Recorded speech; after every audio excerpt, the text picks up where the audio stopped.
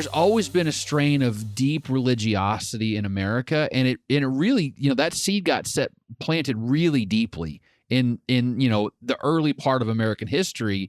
So one of the real brilliances of our country is that we never had a state church. And most countries in Western Europe did, and some still do, by the way. People don't realize in Germany, you have to opt out of paying taxes to a religious body. You're automatically opted in. Mm-hmm. We never had that in America, actually, past the colonial period.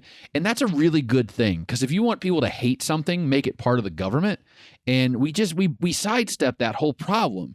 And so religion always seemed like an organic thing, like not hoisted upon us, but kind of like in our guts, in our DNA. And I think that kind of rooted itself so deeply that even if we get rid of, churches closed by the thousands, which they will, I still think we're going to have an enduring belief in God that far surpasses what's going on in Western Europe. Why do you think churches are going to close by the thousands? Oh, because age is a killer.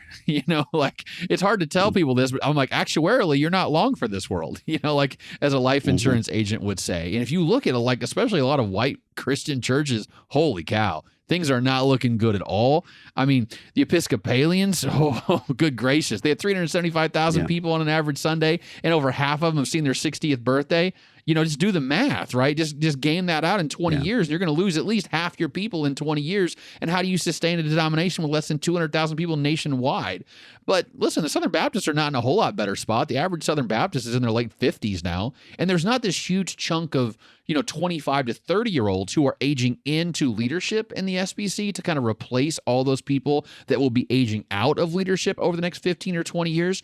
There's just no evidence in the data that most, not all, that most denominations are going to be the same size or larger in 20 years than they are right now. I would think that most, the vast majority, 90+%, are going to be demonstrably smaller in 20 years. And we're talking 10, 15, 20% smaller on the good side. Obviously, I can't model the Holy Spirit. I can't model revival. All those things are possible. But if you just follow the trend lines and where they're going, it does not look good for almost all denominational Protestant Christianity right now.